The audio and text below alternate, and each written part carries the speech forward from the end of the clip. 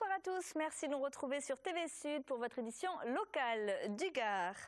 La mobilisation nationale des surveillants dans les prisons françaises à l'appel des syndicats UFAP-UNSA, des blocages temporaires ont été opérés ce matin. Dans le sud-est, le fonctionnement d'une dizaine d'établissements pénitentiaires a été perturbé à Béziers, Mende et ici à Nîmes où le personnel dénonce une surpopulation carcérale et une hausse des violences verbales et physiques. Écoutez.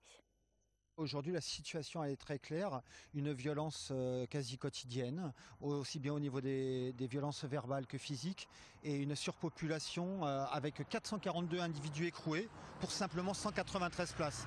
Donc je vous laisse imaginer la tension qui règne à l'intérieur. La semaine dernière, un collègue a pris des objets au visage et hier, un collègue qui était venu pour raisonner un détenu qui commençait à s'énerver véritablement. La seule réponse du détenu a été de se jeter sur le collègue, de lui saisir le cou pour essayer de l'étrangler. Et le collègue, en se défendant, malheureusement, en est venu à se faire arracher un tendon au niveau du bras.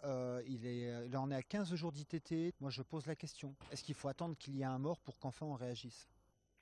José Bové bat campagne pour les élections européennes aujourd'hui. À Montpellier, il était dans le Gard hier au programme de la tête de liste Europe Écologie Les Verts pour la circonscription sud-ouest. Une visite du centre équestre Kalinka pour parler de l'équitaxe, une rencontre avec les viticulteurs du Gard, puis en fin de journée, une réunion publique en compagnie de l'eurodéputé vert sortant Daniel Cohn-Bendit. Olivier Michel. José Bové et Daniel Cohn-Bendit battent la campagne européenne. Tous deux présents à Nîmes ce 5 avril, ils sont venus défendre l'Europe et leur bilan.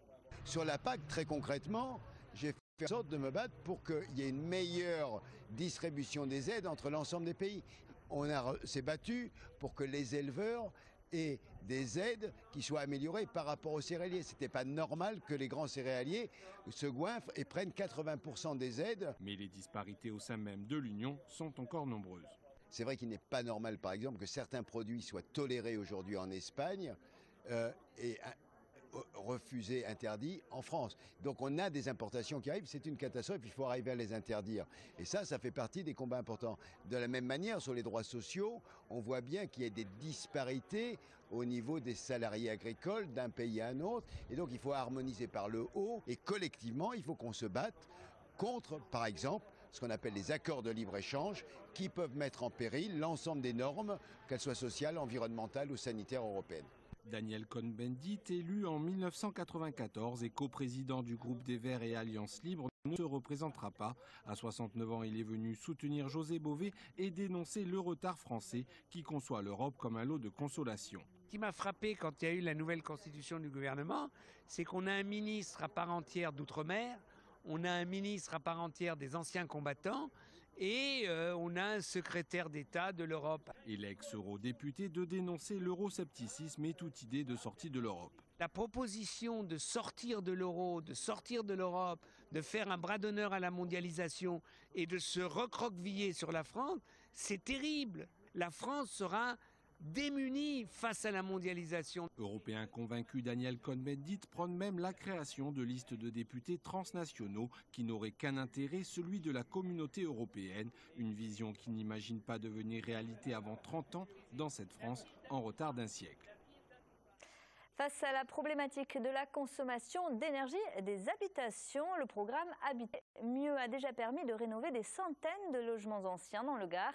Dans le Neuf, un constructeur du département a remporté la médaille d'or technologie et performance et a bâti une villa laboratoire dont le coût du chauffage et de l'eau chaude est de 120 € par an. Visite guidée avec Émilie Sudry. Dans le Gard, un logement situé dans le centre-ville de Nîmes a été rénové.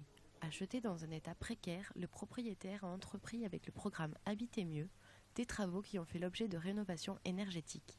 Cet appartement, tout ce qui a été refait, c'est surtout le double vitrage, l'isolation par les murs. On a changé la VMC par quelque chose de plus performant. Voilà, tout a été refait aux normes actuelles, l'électricité aussi. Voilà. Les travaux rendus possibles grâce à Habiter Mieux, un plan de réhabilitation énergétique de l'habitat qui a permis aux propriétaires d'obtenir des aides qui peuvent aller jusqu'à 80% du prix des travaux. L'opération Habiter Mieux, elle a été lancée par l'État il y a 2 ans pour aider les propriétaires privés à rénover leur logement, pour réduire leur consommation énergétique. En France, le programme Habiter Mieux a pour objectif de sortir 300 000 logements de la précarité énergétique d'ici 2017. Mais c'est aussi à Beauvoisin que l'on se dresse contre les maisons énergivores avec l'inauguration d'une villa laboratoire récompensée de la médaille d'or technologie et performance à moins de 150 000 €. Alors aujourd'hui, cette maison telle qu'elle est conçue consomme à peu près 120 € par an de chauffage et de production d'eau chaude. À cela, il faut rajouter l'électricité bien entendu, mais comme elle est conçue très ouverte sur l'extérieur, donc elle consomme très peu d'électricité si on utilise bien entendu des ampoules basse consommation. Donc, ce qui importe aujourd'hui, c'est nous garantissons le chauffage et la production d'eau chaude. Cette maison pouvant accueillir une famille de 5 personnes est dotée de production photovoltaïque et de panneaux solaires sur le toit, avec comme projet d'être dupliquée dans le reste de la France. C'est la fin de ce journal. Merci de l'avoir suivi. On se retrouve à 20h30 pour l'info de votre région. À tout à l'heure.